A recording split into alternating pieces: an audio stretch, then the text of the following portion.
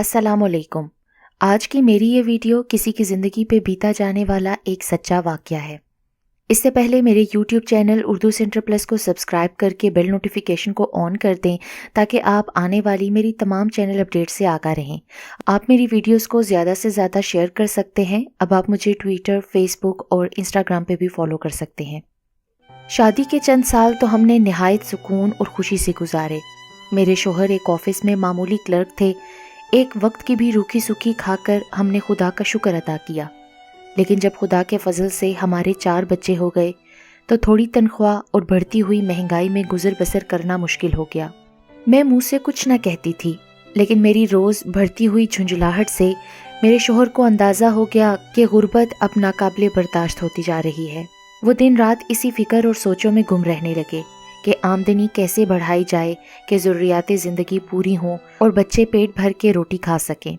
गुर्बत की इंतहा थी कि एक बार छोटे बच्चे को बुखार हो गया। दूध खरीदने के लाले पड़ गए थे। दवा दारू के पैसे और डॉक्टर की फ़ीस के पैसे कहाँ से आते। तभी मैंने अपने शोहर के आगे हाथ जोड़ दिए कि खुदा के लिए कुछ करो, ये नौकरी छोड़ दो, इसकी तनख्वाह में गुजारा नहीं होता, कोई और नौकरी ढूंढो। यही हालात रहे तो फाकों तक की नौबत आ जाएगी, फिर क्या करोगे। रोज़ रोज़ के मेरे इन मुतालबात पर मेरे शोहर सख्त परेशान हो गए। आखिरकार उन्होंने एक दिन मुलाजमत से इस्तीफ़ा दे दिया और कहा कि अब खुश हो जाओ, नौकरी छोड़ दी है मैंने। मैं उनके इस अचानक फ़ैसले से दंग रह गई, पर मैं तो ये चाहती थी कि वो ज़्यादा तनख्वाह वाली नौकरी पहले ढूंढें और फिर ये नौकरी छोड़ दें। अब तो आमदनी का सहारा भी जाता रहा। मैंने उनसे पूछा अब क्या करेंगे, तो उन्होंने कहा कि मैं बैरून मुल्क जाकर कमाने की कोशिश करूँगा, चाहे वहाँ जाकर झाड़ू लगाना पड़े या प्लेटें साफ़ करनी पड़े, बच्चों का पेट तो भरना है ना। शोहर को परेशान देखकर मैं भी परेशान हो गई, लेकिन क्या करती, मैं भी हालात के आगे मजबूर थी। बच्चे खाने पहनने को मांगते थे, इसके अलावा भी 100 तरह के अखराजात थे। अदम अदायगी के सबब जब 2 माह का किराया चढ़ गया तो मालिक मकान ने भी घर खाली करने का नोटिस दे दिया। यूँ एक दिन चुपके से हम लोगों को घर खाली करना पड़ा। मेरे शोहर मुझे लेकर अपने बड़े भाई के घर आ गए। उन्होंने बदिले ख्वास्ता एक कमरा आर्जी तौर पर हमें रहने को दे दिया, क्योंकि हमने उनको ये कह रखा था कि जो ही दूसरा मकान मिल जाएगा हम यहाँ से चले जाएंगे। मेरे जेठ के इल्म में ये बात न थी कि मेरे शोहर ने नौकरी छोड़ दी है, तभी मालिक मकान ने हमको चलता किया है। अगर उन लोगों को असल बात का इल्म हो जाता तो वो हमें चंद दिनों की पनाह भी न देते। मेरी जिठानी भी काफ़ी तेज़ तरार औरत थी। एक हफ्ते बाद ही वो तरह तरह के एतराज़ करने लगी और मेरे बच्चों पर सख्ती शुरू कर दी। माँ की देखा देखी उसके बच्चों ने भी मेरे बच्चों की ठुकाई शुरू कर दी। उन दिनों किस कदर परेशान थे मैं क्या बताऊं। दोस्तों से कर्ज लेकर खर्चा पूरा कर रहे थे। आखिर कोई कब तक साथ देता है।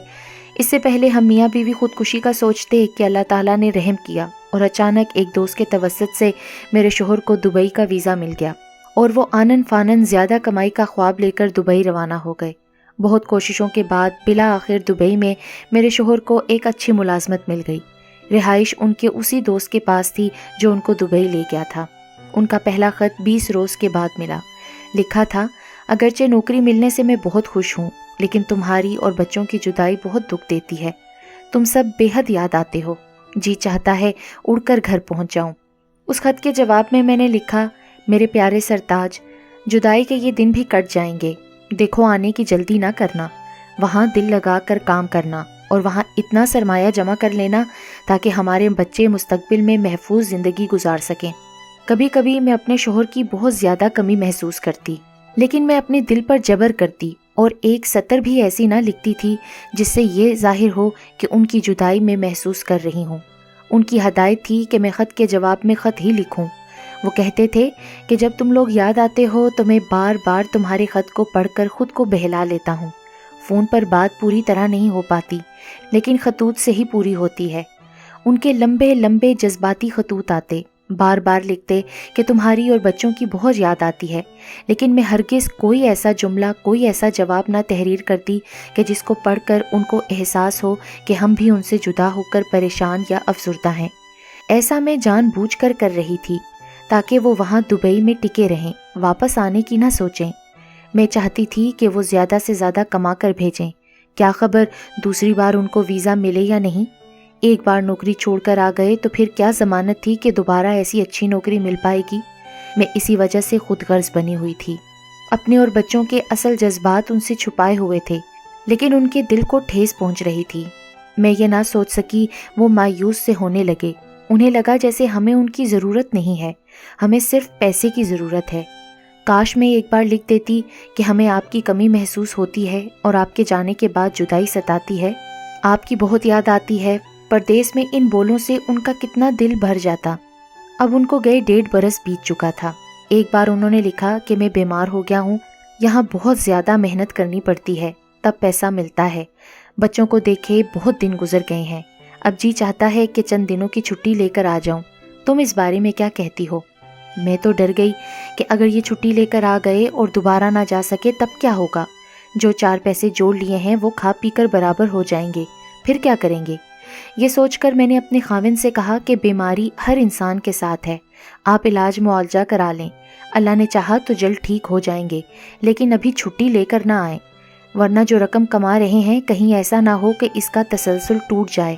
انہوں نے چھٹی کے لیے تو درخواست بھی دے دی تھی، لیکن جب میرا خط ملا تو انہوں نے اپنی چھٹی کینسل کرا دی۔ اس کے بعد اکثر ان کی تحریر آنسوؤں کی وجہ سے مٹی ہوئی ملتی، لیکن میں نے اس بات کو بھی نظر انداز کیا۔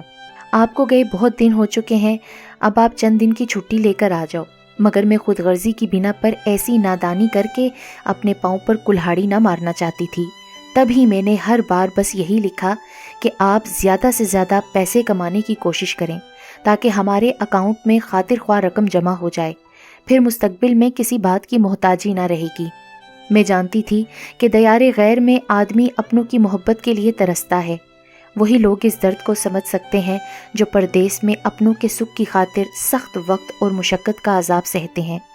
جب وہ سارا دن کام سے تھک کر رات کو بستر پر لیٹتے ہیں تو کثرت مشقت کا عذاب سہتے ہیں، اس کثرت مشقت سے ان کے بدن کا انگ انگ ٹوٹتا ہے اور اپنے بچوں کی معصوم صورتیں ان کی نگاہوں میں گھومتی ہیں اور ان کی پیاری پیاری باتیں کانوں میں رس گھولتی ہیں۔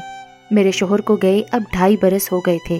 اس دن ان کا خط آیا کہ بیگم اب تمہارے بن دن کاٹے نہیں کٹتے، بتاؤ میں کیا کروں، کہوں تو آ جاؤں؟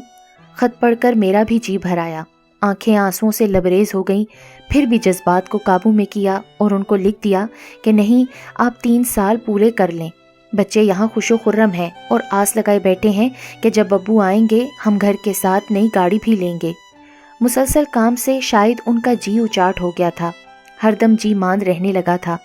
جدائی کے 3 برس پورے ہونے والے تھے، ان کی صحت خراب ہو چکی تھی، مدت سے گھر کا کھانا نہیں کھایا تھا، گھر کے کھانے کا ذائقہ تک بھول چکے تھے، بیمار پڑ جاتے تو عیادت کرنے والا کوئی نہیں ہوتا تھا، وہاں کوئی غم گسار نہ تھا۔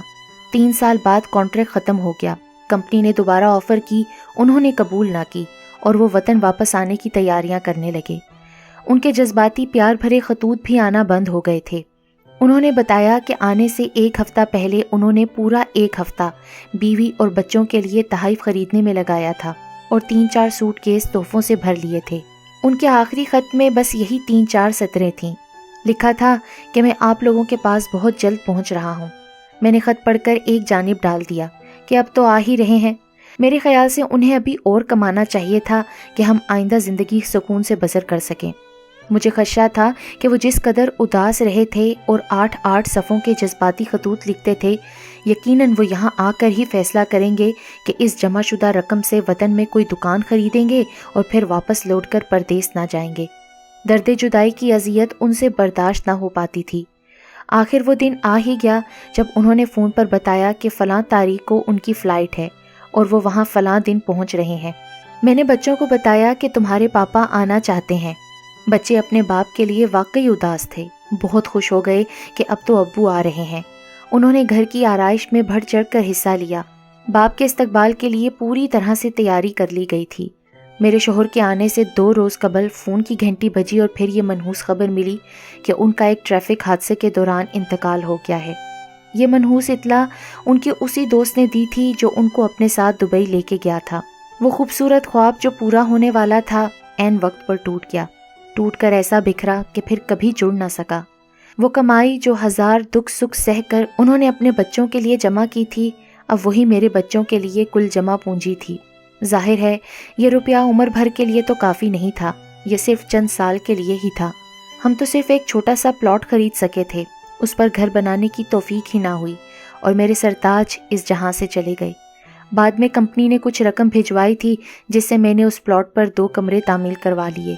यूं किराए के मकान से निजात मिली, लेकिन मेरा प्यारा शोहर तो हमेशा के लिए जुदा हो गया।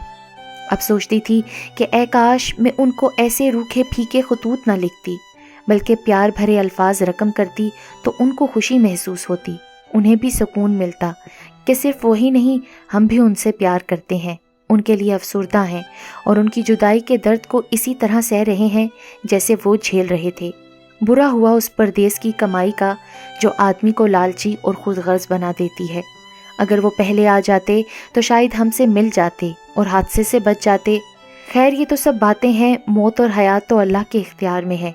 अगर वो चाहता तो उनको हमसे मिलने की मोहलत दे देता। आज भी उनके खतूत पढ़ती हूँ तो रो रो कर पागल हो जाती हूँ। उन खतूत में उन्होंने अपना दिल खोल कर रख दिया था और मैं संगदिल थी कि उनकी कमाई के लालच में उनकी मोहब्बत के उन बोलों की वक्त पर कदर ना कर सकी। लेकिन अब क्या हो सकता है, गुजरा हुआ वक्त वापस थोड़ी ना आता है और जाने वाला इस दुनिया से चला जाता है तो फिर कब लौट कर आता है।